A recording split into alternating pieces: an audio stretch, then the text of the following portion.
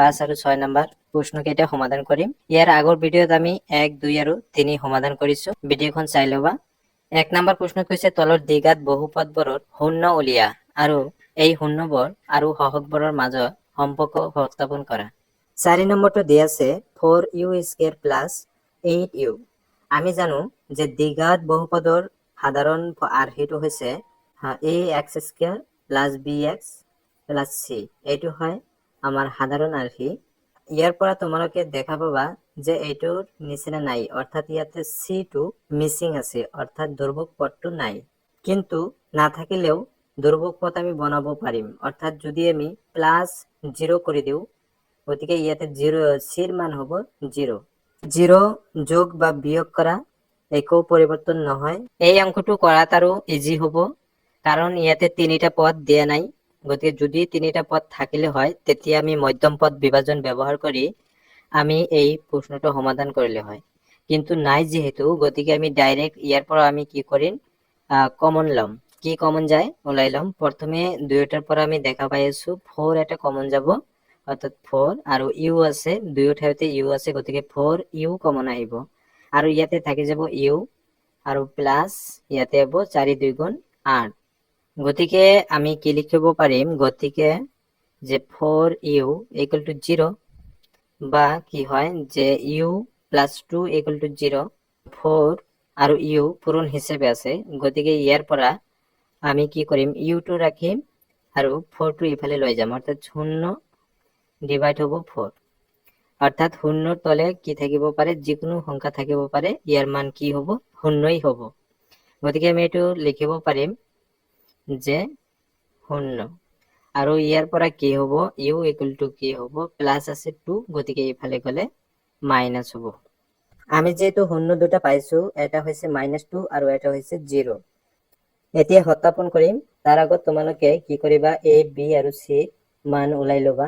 ইয়াৰ পৰা c ৰ মান যেহেতু নাই, আমি যদি প্লাছ 0 কৰি দিওঁ, ইয়াৰ পৰা চাবা তোমালোকে, অৰ্থাৎ c ৰ মান কি হ'ব, শূন্য হ'ব। অর্থাৎ আমি প্রথমে লিখিম a = কি, a = 4, b = কিমান হয় 8 আৰু c = কিমান, 0 হয়। এতিয়া আমি শূন্য দুটাৰ সমষ্টি প্ৰথমে বাহিৰ কৰি লম। শূন্য দুটাৰ সমষ্টি এটা ফৰ্মুলা আছে, তোমালোকে জানা যে আলফা প্লাছ বিটা, অর্থাৎ সমষ্টি = কি হয়, -b/a হয়। এইটো তোমালোকে সদায় মনত ৰাখিবা। গতিকে শূন্য দুটাৰ সমষ্টি আমি শূন্য দুটা পাইছো, এটা হৈছে -2 প্লাছ আৰু এটা হৈছে কি, 0। এই দুটা প্লাছ কৰি দিলে কি হ'ব, -2 হ'ব। আৰু তোমালোকে এতিয়া যেহেতু শূন্য দুটাৰ সমষ্টি কি হয়, -b/a হয়, b ৰ মান ইয়াতে কিমান আছে, 8 আছে, আৰু ইয়াতে আছে -2। গতিকে যেহেতু b ৰ মানটো তোমালোকে 8 বনাব লাগিব, আৰু a ৰ মান আছে 4। গতিকে তোমালোকে কি কৰিবা, ইয়াৰ তলে মনে মনে 1 আছে, 1 ৰ লগত কি কৰিবা, যদি 4 দি পূৰণ কৰি দিয়া, ওপৰত কি কৰিবা, -2 ৰ লগত যদি 4 দি পূৰণ কৰি দিয়া, আৰু 2 ৰ তলে তলে 1 আছিল, তাৰ লগত 4 দি পূৰণ কৰি দিলে কি হ'ব, 4 হ'ব।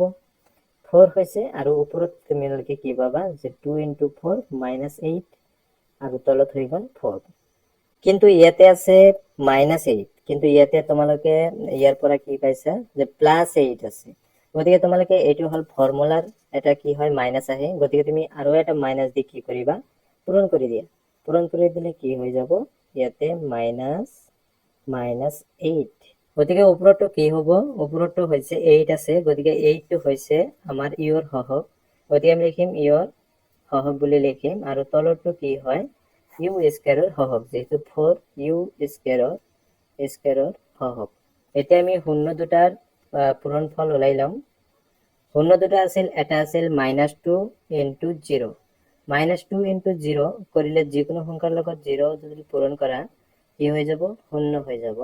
আমি জানো যে শূন্য দুটাৰ পূৰণফল, অৰ্থাৎ আলফা × বিটা = c/a হয়। ইয়াতে c ৰ মান যেহেতু 0 আছে, কিন্তু a ৰ মান আছে কিমান, 4 আছে। 0ক তোমালোকে 4 দি ডিভাইড কৰি দিবা। এতিয়া তোমালোকে চোৱা, ইয়াৰ পৰা a ৰ মান কি হৈ গৈছে, 4, আৰু c ৰ মান 0 হৈ গৈছে।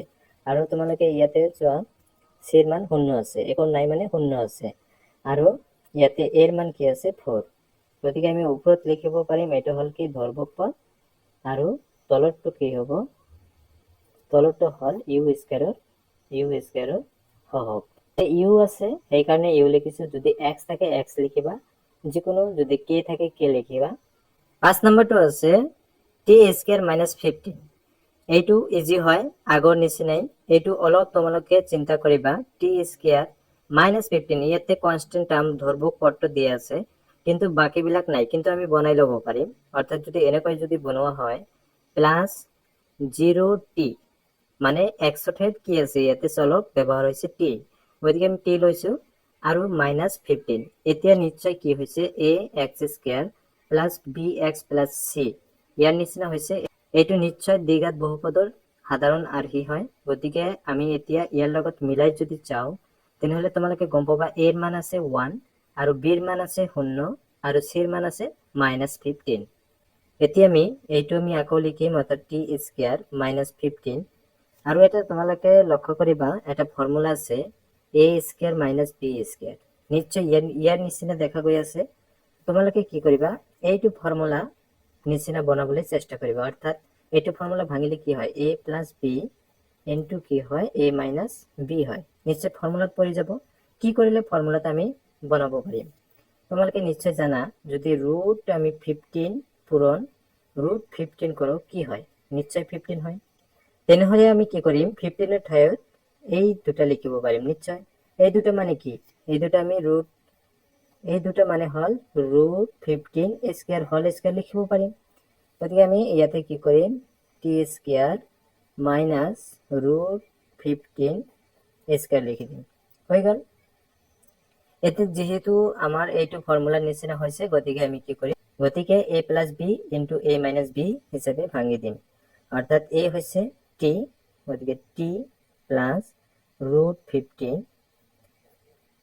ইনটু কি হয় t - √15 গতিকে কি হ'ব t + √15 = 0 বা কি হয় t - √15 = 0 গতিকে t = কি হ'ব -√15 আৰু ইয়াৰ পৰা আমি লিখিব পাৰিম t যেহেতু মাইনাস আছে গতিকে এইফালে গলে কি হ'ব √15 প্লাস হৈ যাব শূন্য দুটা পাইছো এতিয়া আমি সত্যাপন কৰিম তাৰ আগত এৰ মানবিলাক তোমালোকে লিখি লবা ইয়াৰ পৰা এইটোৰ পৰা লিখি লবা অৰ্থাৎ a এৰ মান কিমান হয় 1 b এৰ মান হয় কিমান 0 আৰু c এৰ মান হয় -15 শূন্য দুটাৰ সমষ্টি -15 অৰ্থাৎ -15 √15 সৰি আৰু আমি প্লাস কৰিম যেহেতু সমষ্টি আৰু কি হয় +√15 এতিয়া আমি জানো যে শূন্য দুটাৰ সমষ্টি কি হয়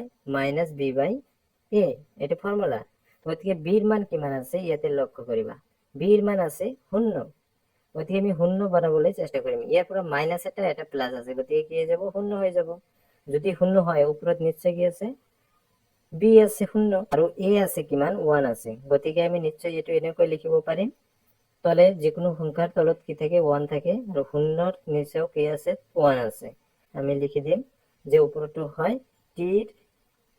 টিৰ হহক আৰু তলৰটো কি হ'ব t স্কয়াৰৰ হহক ইয়াতে এটা মাইনাস দি দিবা যেহেতু ফর্মুলাত কি থাকে এটা মাইনাস আছে গতিকে মাইনাস দি দিবা এতিয়া শূন্য দুটাৰ গুণফল দুটা পাইছো -√15 আৰু এটা হৈছে +√15 আছে আৰু আমি জানো যে শূন্য দুটাৰ গুণফল কি হয় বা পূৰণফল c/a হয় অৰ্থাৎ আমি ইয়াতে c এৰ মান কিমান পাইছো এটিৰ পৰা তোমালোকে লক্ষ্য কৰিবা c এৰ মান -15 আছে আৰু ইফালে a এৰ মান আছে 1 আছে নিশ্চয় আছে এইটোৰ পৰা তোমালোকে লক্ষ্য কৰিবা আৰু ইয়াতে আমি এৰ মান ওলাই লৈছো 1 b এৰ মান 0 আৰু c এৰ মান -15 গতিকে -15 আমি কি কৰিম c এৰ মান বনাবলৈ চেষ্টা কৰিম অৰ্থাৎ ইয়াতে এটা দুটা একে সংখ্যা হয় পূৰণ কৰিলে কি হ'ব নিশ্চয় আমি √√ ক্যান্সেল যাব 15 থাকি যাব আৰু মাইনাস এটা আছে গতিকে -15 হ'ব এতিয়া কথা হল এর মান হৈছে 1 আনিব লাগে যিকোনো সংখ্যাৰ কি থাকে তলত 1 থাকে গতিকে -15/1 এতিয়া আমি কি কৰিম ওপৰত 15 এটো কাৰ মান হয় ধৰ্বক পদ হয় নিশ্চয় ধৰ্বক পদ আৰু তলৰটো কি হয় ধৰব পদ লিখি দিবা আৰু 1 টো হৈছে টি স্কয়াৰৰ হহক। 4 নম্বৰটো আছে 3x স্কয়াৰ - x - 4। প্ৰথমে ইয়াৰ পৰা তোমালোকে যেহেতু তিনিটা পদ আছে গতিকে মধ্যম পদ বিভাজন পদ্ধতি এপ্লাই কৰিবা। এতিয়া 3 × 4 কি হয় 12 হয়, মাজত আছে কিমান 1 আছে, গতিকে 1 বনাবলৈ চেষ্টা কৰিবা। অৰ্থাৎ নিশ্চয় আমি গম পাইছো 3 × 4 কি হ'ব 12 হ'ব। আকৌ 4 - 3 কৰিলে 1 হয়, 4 - যদি 1 কৰো 4 - 3 কৰিলে কি হ'ব 1 হ'ব। গতিকে আমি মিডল টাৰ্মস মধ্যম পদটো বনাবলৈ চেষ্টা কৰো। অৰ্থাৎ 1 আছে x ৰ লগত কি আছে 1 আছে, গতিকে 1 ৰ ঠাইত আমি কি কৰিম 4 - 3 কৰি দিম। 4 - 3 × x - 4। ইয়াৰ পৰা আমি ব্ৰেকেটটো উঠাই দিম। ব্ৰেকেটটো উঠাই দিলে কি হ'ব -4x আৰু মাইনাস ইনটু মাইনাস প্লাস হৈ যাব 3x - 4। এতিয়া আমি এই দুটাৰ পৰা কমন ল'ম। কি কমন যায় x নিশ্চয় কমন যাব। x কমন লোৱাৰ পিছত ইয়াতে থাকিব 3x আৰু ইয়াতে 4 থাকিব।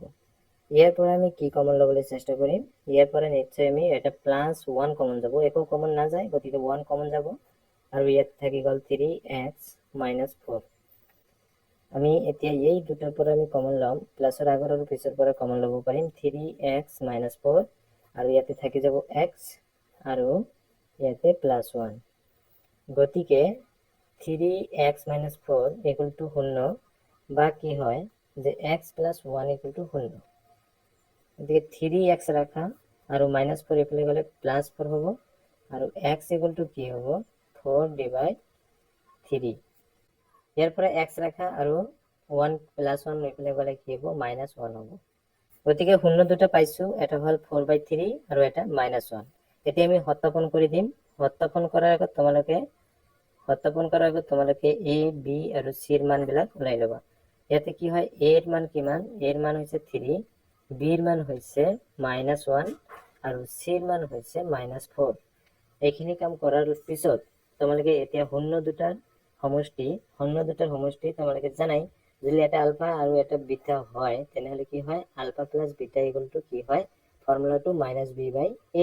এই ফর্মুলাটো মনে রাখিবা। আকৌ আলফা ইনটু বিটা কি হয় c/a হয়। ইজি ফর্মুলা হয়, ফর্মুলাটো দুটা ইউজ কৰিম। প্ৰথমে শূন্য দুটাৰ আমি সমষ্টি বাহিৰ কৰিম। তো এটা শূন্য পাইছো 4/3 আৰু এটা হৈছে -1। -1টো আমি লিখি দিছো, ইয়াৰ তলত কি আছে 1 আছে আৰু 3। গতিকে যেহেতু প্লাস মাইনাসে মাইনাস হৈ যাব গতিকে আমি কি কৰিম মাইনাস কৰিব লাগিব। মাইনাস যেহেতু কৰিম গতিকে আমি কি কৰিব লাগিব লসাগু ল'ব লাগিব। লসাগু কিমান আহিব 3 আহিব।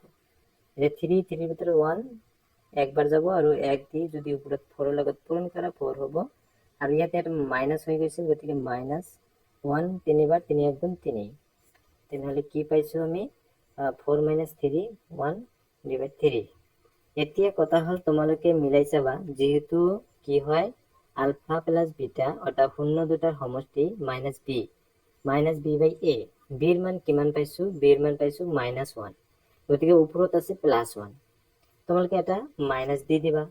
কিন্তু ইয়াতে মাইনাস না আছিল সেইকাৰণে কি কৰিবা তোমালোকে আৰু এটা মাইনাস দি দিবা। আৰু এটা মাইনাস দি দিলে কি হৈ গ'ল মাইনাস মাইনাস প্লাস হৈ যাব আৰু তলত আছে 3।